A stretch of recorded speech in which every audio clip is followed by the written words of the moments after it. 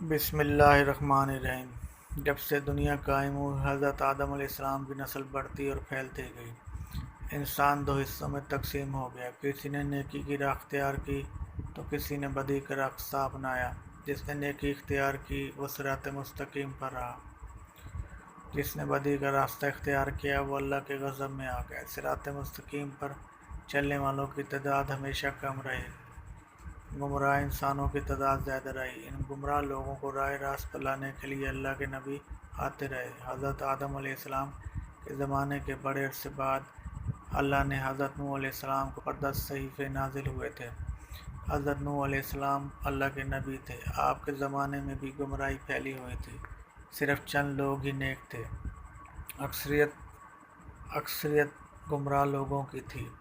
وہ لوگ ہر قسم کی برائیوں میں مبتلا تھے، چوری، بے ایمانی، امانت میں خیانت کرنا، جھوٹ بولنا، شرمناک کام کرنا، ماں باپ کی خدمت نہ کرنا، قتل کرنا، دوسروں کا مال چھیننا، غریبوں کو دھتکارنا، جھگڑا کرنا عام سی بات تھی۔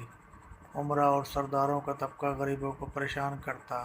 اس کے علاوہ وہ لوگ بتوں کی پوجا کرتے تھے، بتوں کو خدا کا درجہ دے رکھا تھا۔ ان کے نزدیک جو بتوں کی پوجا نہیں کرتا وہ جاہل اور احمق ہے۔ انہوں نے 4 بت بنا رکھے تھے جن کے نام سوہا، ود، یعوق اور نصر تھے۔ حضرت نوح اپنی قوم کو دعوت حق دیتے، اچھے کام کرنے کا حکم دیتے، برے کاموں سے روکتے۔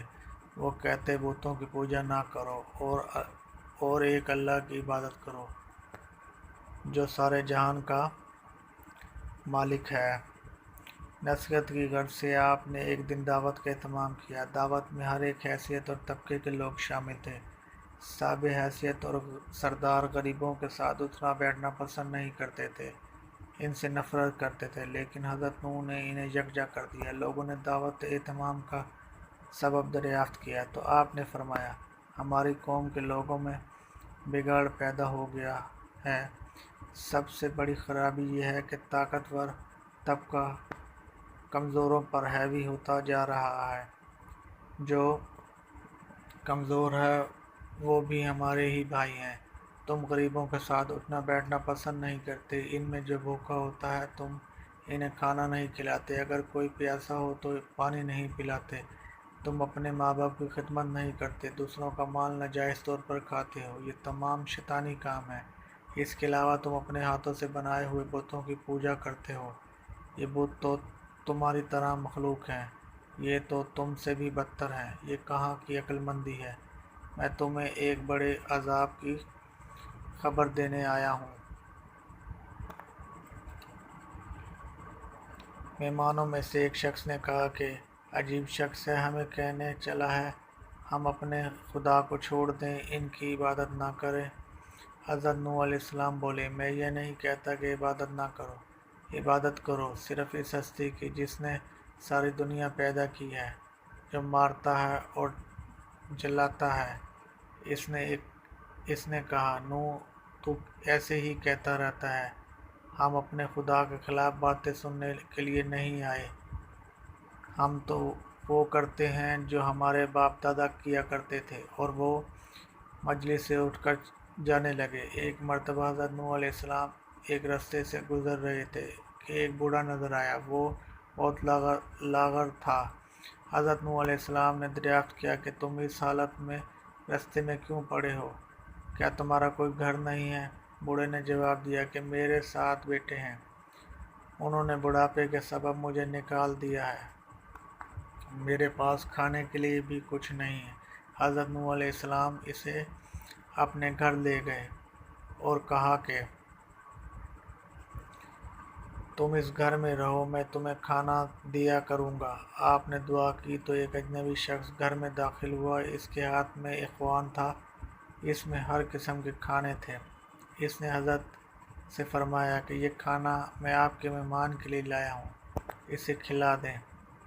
اس نے کہا کہ اللہ کسی کو بھوکا نہیں سلاتا۔ وہ بوڑھا حضرت نوح علیہ السلام پر ایمان لے آیا۔ ایک روز ہدایت کی غرض سے گھر سے نکلے اور بلند مقام پر کھڑے ہو گئے اور بولے، لوگوں میں نیکی کی طرف بلا رہا ہوں۔ اور بولے لوگوں میں نیکی کی طرف بلا رہا ہوں، اللہ نے مجھے نبی بنا کر بھیجا ہے تاکہ میں تم لوگوں کو ہدایت دیا کروں۔ میرا کام مان لو، فائدے میں رہو گے۔ تم لوگ ماں باپ کی خدمت کیا کرو، انہیں گھر سے نہ نکالو، انہیں تکلیف مت دو، ضرورت مندوں کی ضرورت پوری کرو، یتیموں، بیواؤں اور محتاجوں کی مدد کرو، بیماروں کی عیادت کرو۔ ہر کمزور طاقتور کا محتاج ہوتا ہے، بات بات پر لوگوں کی جان نہ لو، یہ کام اللہ کو پسند نہیں ہے۔ اگر تم سب اللہ کے احکام پر عمل کرو تو وہ تمہارے لیے کثرت سے تم پر بارش بھیجے گا، مال اور اولاد میں ترقی دے گا، تمہارے لیے نہریں بہائے گا۔ حضرت نوح علیہ السلام ہر ایک شخص کے پاس جا کر ہدایت کرتے، کبھی کبھی اجتماع سے بھی خطاب کرتے۔ ایک مرتبہ ایسا بھی ہوا کہ حضرت نوح علیہ السلام ایک رستے سے گزر رہے تھے، کچھ لوگوں نے آپ کا راستہ روک لیا، مارنے کے در پہ ہو گئے، کچھ لوگوں نے پتھر بھی برسائے۔ ایک شخص آگے آیا، لوگوں سے کہا کہ تم اسے کیوں مارتے ہو، اس نے تمہارا کیا نقصان کیا ہے؟ لوگوں نے کہا کہ یہ ہمارے بتوں کے خلاف باتیں کرتا ہے جبکہ ہم عبادت کرتے ہیں، اور یہ کہتا ہے کہ میں نبی ہوں، اللہ نے مجھے نبی بنا کر بھیجا ہے۔ یہ تو ہم جیسا انسان ہے، کھاتا پیتا کام کرتا ہے، اس کے پاس دولت بھی نہیں ہے۔ اللہ کو اگر نبی بنانا ہوتا کسی سردار اور امیر آدمی کو بناتا۔ حضرت نوح علیہ السلام نے جواب دیا، میرے رسول ہونے کا سب سے بڑا ثبوت یہ ہے کہ میں تمہارے ہی معاشرے کا فرد ہوں، لیکن اس کے باوجود میں تمہاری طرح بے جان بتوں کو نہیں پوجتا۔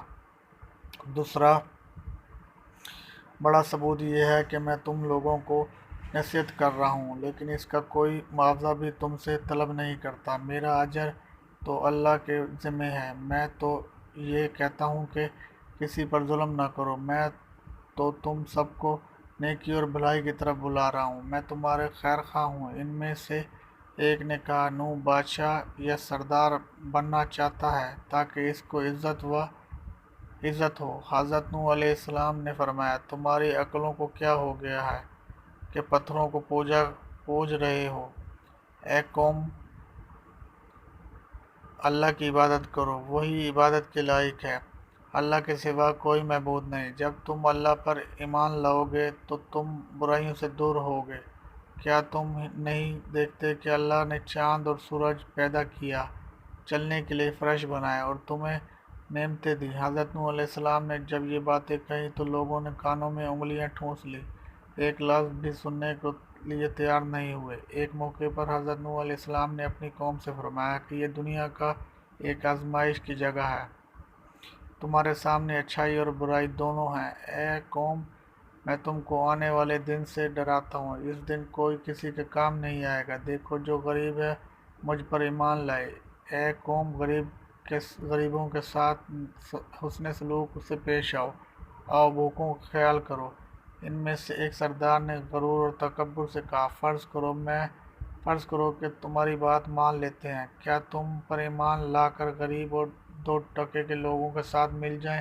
ایسا نہیں ہو سکتا۔ وہ آپ کو ذلیل کرتے اور مذاق اڑاتے اور آوازیں کستے، منہ پھیر لیتے، مارنے کی کوشش کرتے، لیکن آپ نے صبر کا دامن نہ چھوڑا بلکہ اپنا کام جاری رکھا۔ آپ کی بیوی اور آپ کا بیٹا بھی کافروں میں شامل تھے۔ حضرت نوح علیہ السلام نے دعا کی کہ اے میرے پروردگار، میں نے اپنی قوم کو رات دن سمجھایا، حق کی طرف بلایا، انہوں نے کانوں میں انگلیاں ٹھونس لی۔ اللہ نے نوح علیہ السلام کو وحی بھیجی کہ ایک کشتی بناؤ۔ اللہ کے حکم کے مطابق آپ نے کشتی بنانا شروع کی۔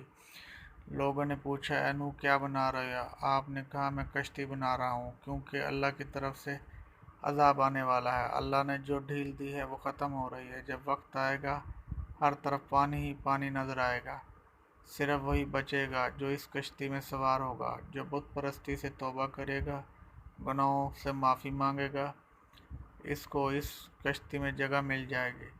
لوگ بولے، اے نوح، یہ زمین تو خشک ہے، ایسے آثار بھی نہیں ہیں کہ اتنا پانی ہو جائے کہ کشتی تیرنے لگے۔ نوح کا تو دماغ ہی چل بسا ہے۔ حضرت نوح علیہ السلام اس قسم کی باتوں سے بالکل مایوس ہو چکے تھے اور اصلاح کی کوئی امید نظر نہیں آ رہی تھی۔ جب کشتی بن کر تیار ہو گئی تو لوگ کشتی میں غلاظت پھینک دیتے۔ کشتی میں کوئی ایسی جگہ نہ تھی جہاں غلاظت نہ ہو۔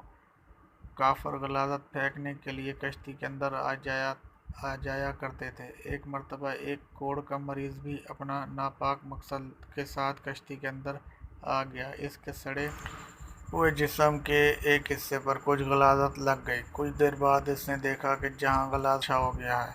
اب اس سے حیرت ہوئی کہ یہ کیا ماجرا ہے، آخر غلاظت سے کس طرح شفا ہو سکتی ہے۔ پھر وہ کشتی کے اندر داخل ہوا اور غلاظت پوری طرح جسم پر مل لیا تو دیکھا کہ وہ بالکل تندرست ہو گیا۔ یہ بات کوڑھ کے مریضوں کے اندر پھیل گئی تو سب نے کشتی کے اندر داخل ہو کر غلاظت ملنا شروع کر دیا۔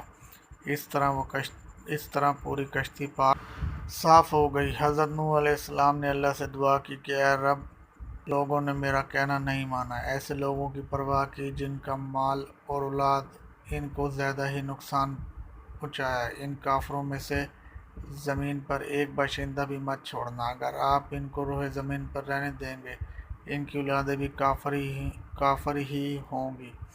آپ کی دعا قبول ہوئی۔ اللہ کا عذاب آ چلا۔ گھر کے تندور سے پانی ابل پڑا۔ پانی کا ریلا تیزی سے بہنے لگا۔ جس جگہ سے پانی ابلا وہ جگہ کوفہ کی ایک مسجد تھی۔ دوسری طرف آسمان پر خوفناک سیاہ بادل چھانے لگے۔ حضرت نوح علیہ السلام نے دیکھا کہ زمین سے چشمے پھوٹ رہے ہیں۔ حضرت نوح علیہ السلام نے کہا، یہ عذاب کی علامت ہے۔ کافر کہنے لگے کہ طوفان تو آتے ہی رہتے ہیں، بارشیں تو ہوتی ہی رہتی ہیں، یہ کوئی نئی بات نہیں۔ کچھ دیر بعد موسم بدل جائے گا۔ یہ دیکھتے ہی دیکھتے ہوا کا تیز جھونکا آیا جس سے ہر چیز ہل گئی۔ پھر پانی برسنا شروع ہوا۔ بارش میں اتنی شدت تھی جیسا کہ آسمان نے اپنے سارے دروازے کھول دیے ہوں۔ حضرت نوح علیہ السلام نے ایمان والوں سے کہا کہ کشتی میں سوار ہو جاؤ۔ اللہ نے فرمایا کہ ہر قسم کے جانوروں کا جوڑا بھی کشتی میں سوار کر لو۔ آپ نے اللہ کے حکم کی تعمیل کی، ہر جانور کا جوڑا سوار کر لیا۔ طوفان چلنے لگا، بارشوں سے ندی نالے پانی سے بھر گئے، پھر زمین کے ہر حصے میں پانی بہنے لگا۔ حضرت نوح علیہ السلام کا جہاز تیرنے لگا، پانی اونچا ہو رہا تھا۔ حضرت نوح علیہ السلام کی نظر اپنے بیٹے پر پڑی تو آواز لگانے لگے، بیٹا اس کشتی میں سوار ہو جاؤ، تمہاری جان بچ جائے گی۔ اب کافروں کا ساتھ چھوڑ دو۔ تو بیٹے نے جواب دیا کہ میں پہاڑ کی اونچائی پر چڑھ جاؤں گا، وہاں تک نہیں پہنچے گا۔ تب حضرت نوح علیہ السلام نے اللہ سے دعا کی کہ میرا بیٹا ڈوب رہا ہے، یہ تو میرا خاندان کا ہے، تیرا وعدہ سچ ہے۔ اللہ نے فرمایا، وہ تیرے خاندان میں سے نہیں ہے، تیرے گھر والے تو وہ ہیں جو تجھ پر ایمان لائے۔ روایت کے مطابق بارش 40 دن تک ہوتی رہی، جو کچھ زمین پر تھا سب ڈوب گیا۔ کافروں کا کام تمام ہوا۔ جو لوگ حضرت نوح علیہ السلام پر ایمان لائے وہ کشتی میں سوار ہو کر بچ گئے۔ کشتی کوہ جود پر جا کر ٹھہری۔ اس دوران حضرت نوح علیہ السلام کو ایک فاختہ نظر آئی، اس کی چونچ میں زیتون کے درخت کا پتا تھا۔ یہ امن و سکون کی علامت تھی، یعنی پانی اتر چکا تھا۔